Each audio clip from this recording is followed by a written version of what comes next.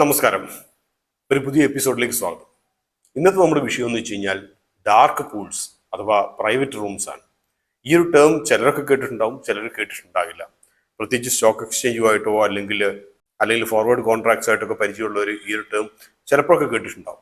ഇത് മറ്റൊന്നുമല്ല, നമ്മൾ വളരെ ലളിതമായിട്ട് പറയുകയാണെങ്കിൽ ഇന്ത്യയിൽ ഡബ്ബ ട്രേഡിംഗ് എന്നൊക്കെ കേട്ടിട്ടുണ്ടാവും. അതായത് നിയമപരമല്ലാത്ത സ്റ്റോക്ക് എക്സ്ചേഞ്ചിന് തത്തുല്യമായിട്ടുള്ള ട്രേഡുകൾ നടക്കുന്ന ആ ഒരു സിസ്റ്റം. അപ്പൊ ഇതിന് തത്തുല്യമായിട്ട് US-ലുള്ള പരിപാടിയാണ് ഈ ഡാർക്ക് പൂൾസും പ്രൈവറ്റ് റൂംസും ഒക്കെ. അപ്പോൾ ഇനി പറയാൻ പോകുന്ന കാര്യം പ്രത്യേകിച്ച് US-ലെ നിക്ഷേപം നടത്തുന്ന ഇന്ത്യക്കാരും അതേപോലെ തന്നെ US-ലെ ADRs ഫ്ലോട്ട് ചെയ്തിട്ടുള്ള കമ്പനികളായിട്ടുള്ള ഇൻഫോസിസ്, TCS ഇങ്ങനെയുള്ള കമ്പനികൾ ഇവയും ഹോൾഡ് ചെയ്യുന്നവരാണ് പ്രത്യേകിച്ച് ഇത് ശ്രദ്ധിക്കേണ്ട കാര്യം. ആദ്യമായിട്ട് നമുക്ക് ഈ ഡാർക്ക് പൂള്, പ്രൈവറ്റ് റൂംസ് ഇവ എന്താണെന്നുള്ളത് നോക്കാം. നേരത്തെ പറഞ്ഞ പോലെ തന്നെ ഇത് വ്യവസ്ഥാപിതമല്ലാത്ത രീതിയിൽ, അതായത് സാധാരണ രീതിയിലുള്ള സ്റ്റോക്ക് എക്സ്ചേഞ്ച് അല്ലാതെ ട്രേഡിംഗ് നടക്കുന്ന ഇടങ്ങളാണ്. ഇതിനു വേണ്ടിയിട്ട് ഓൾട്ടർനേറ്റീവ് ട്രേഡിംഗ് സിസ്റ്റംസ് എന്നൊക്കെ ഉള്ള ഓമനപ്പേരൊക്കെ ഇട്ടിട്ട് ട്രേഡിംഗ് പ്ലാറ്റ്ഫോംസ് ഒക്കെ ഡെവലപ്പ് ചെയ്തിട്ടുണ്ട്. ഇന്ത്യയിൽ നിന്നും വിഭിന്നമായിട്ട് ഇത് അവിടെ ഡെവലപ്പ് ചെയ്യും, അവിടെ ട്രേഡിംഗ് ഒക്കെ ചെയ്യുന്നവരെന്ന് വെച്ച് കഴിഞ്ഞാൽ അവിടെ തന്നെ ഉള്ള വലിയ ഫണ്ട് ഹൗസസ് ആണ്. ഉദാഹരണമായിട്ട് പറയും മോർഗൻ സ്റ്റാൻലിയോ അല്ലെങ്കിൽ ഇന്റർനെറ്റ് പോലെയുള്ളവർക്കൊക്കെ ഓൾട്ടർനേറ്റീവ് ട്രേഡിംഗ് സിസ്റ്റംസ് ഉണ്ട്. അവിടെ ട്രേഡിംഗ് നടക്കുന്നുണ്ട്. അത് നിയമവിരുദ്ധമല്ല എന്നുള്ളതാണ് ഇന്ത്യനെ നമ്മൾ താരതമ്യം ചെയ്യുമ്പോൾ ഉള്ള ഏറ്റവും വലിയ വ്യത്യാസം. അപ്പോൾ ചോദിക്കും ഇത് എന്തിനാണ് എന്നുള്ളത്. അതിന്റെ പ്രധാനപ്പെട്ട ഒരു ഉദ്ദേശം വളരെ നല്ലതാണ്.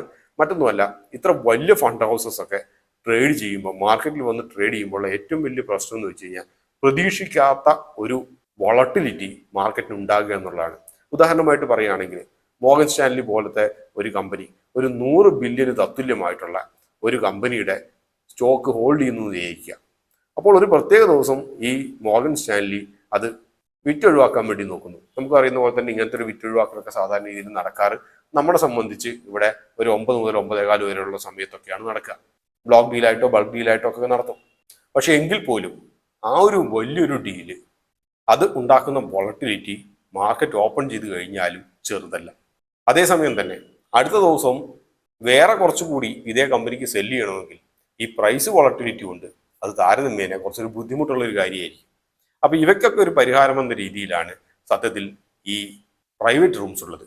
ഈ പ്രൈവറ്റ് റൂംസിന്റെ അകത്ത് വാങ്ങിക്കുന്നവരും വിൽക്കുന്നവരും ഈ പറഞ്ഞ പോലെ തന്നെയുള്ള വലിയ ഡീൽസ് നടത്തുന്നവരാണ്. അവർ പറഞ്ഞിട്ടുള്ള ഒരു പ്രീ ഡിഫൈൻഡ് പ്രൈസ്, അതിന് തന്നെ ഈ ട്രാൻസാക്ഷൻസ് നടക്കും. അതുകൊണ്ട് മാർക്കറ്റ് വോളട്ടിലിറ്റി കാര്യമായിട്ട് ബാധിക്കില്ല. അഥവാ റീറ്റെയിലേഴ്സ് സ്റ്റോക്ക് മാർക്കറ്റിന്റെ അകത്ത് ട്രേഡ് ചെയ്യുന്നവരെ സംബന്ധിച്ച് ഇവരുടെ ഈ വലിയ വലിയ ട്രാൻസാക്ഷൻ ഉണ്ടാക്കുന്ന റിപ്പിൾസ് താരതമ്യേന കുറവായിരിക്കും. വലിയ കപ്പൽ വരുമ്പോൾ ചെറിയ തോണികൾ ആ ഓളത്തിൽപ്പെട്ടിട്ട് മുങ്ങി മറിഞ്ഞു പോകുന്ന പോലത്തെ ഒരു പ്രശ്നങ്ങൾ ഉണ്ടാകില്ല. ഇങ്ങനെ പോസിറ്റീവായിട്ടുള്ള ഒരു വശം അവിടെ നിൽക്കുന്നുണ്ട്. പക്ഷെ അതിന്റെ നെഗറ്റീവായിട്ടുള്ള വശം എന്തുകൊണ്ടാണ് ഈ US-ൽ ഇൻവെസ്റ്റ് ചെയ്യുന്ന ഇന്ത്യക്കാരെ സംബന്ധിച്ചോ അല്ലെങ്കിൽ US-ലുള്ള ADR-നെ സംബന്ധിച്ചോ ഒക്കെ ഉള്ള പ്രശ്നങ്ങൾ എന്താണ് സംഭവിക്കുന്നത് വെച്ച് കഴിഞ്ഞാൽ, ഈ പറഞ്ഞ വലിയ വലിയ ഡീൽസ് ഒക്കെ പ്രൈവറ്റ് റൂംസിൻ്റെ അകത്ത് നടക്കും. പക്ഷെ പലപ്പോഴും ഈ ഡീൽസ് നടക്കുന്ന പ്രൈസ് എന്താ, വാല്യൂ എന്താണെന്ന് പുറത്ത് അറിയുന്നില്ല.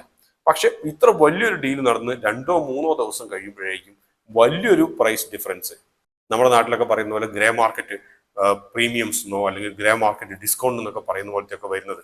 കാരണം പ്രൈവറ്റ് റൂംസിൻ്റെ അകത്ത് ചിലപ്പോൾ ഒരു പ്രത്യേക സ്റ്റോക്കിന്റെ വില ചിലപ്പോൾ ട്രേഡ് ചെയ്ത് ചെല്ലുന്നത് 10-15% സ്റ്റോക്ക് മാർക്കറ്റ് ട്രേഡ് ചെയ്യുന്നതിനേക്കാളും കുറവായിരിക്കും.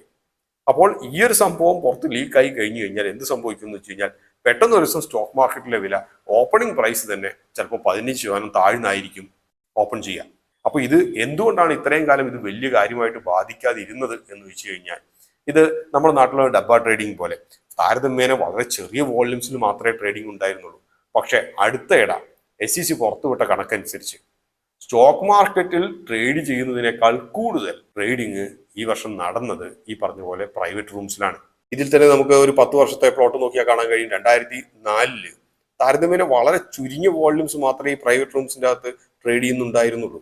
ഈ മഞ്ഞ കളറിലുള്ള പ്ലോട്ടാണ് പ്രൈവറ്റ് റൂംസിലുള്ള വോള്യൂം, ബ്ലാക്ക് കളറിലുള്ളതാണ് റെഗുലർ ആയിട്ടുള്ള സ്റ്റോക്ക് എക്സ്ചേഞ്ചിൽ നടക്കുന്ന വോള്യൂം. അപ്പോൾ ഇതിൻ്റെ അകത്ത് നമുക്ക് കാണാൻ കഴിയും 2004 താരതമ്യേന വളരെ ചുരുങ്ങിയ ട്രേഡ് മാത്രമേ ഉള്ളൂ, ഏകദേശം 2-3% ഉള്ളൂ.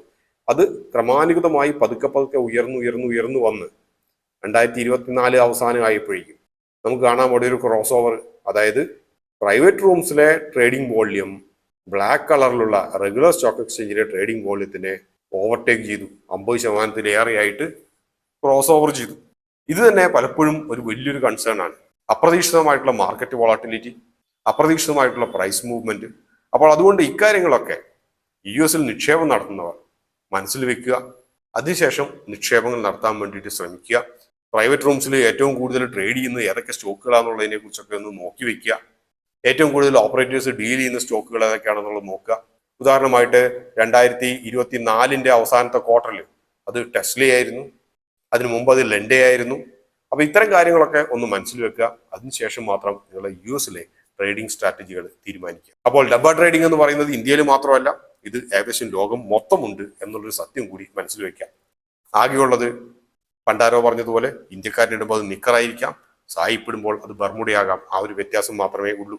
അപ്പോൾ ഇതോടുകൂടി ഈ ഒരു അധ്യായം ഇവിടെ പൂർണ്ണമാവുകയാണ്. മറ്റൊരു അധ്യായത്തിൽ നമുക്ക് വീണ്ടും കാണാം. അതുവരെ നന്ദി, നമസ്കാരം.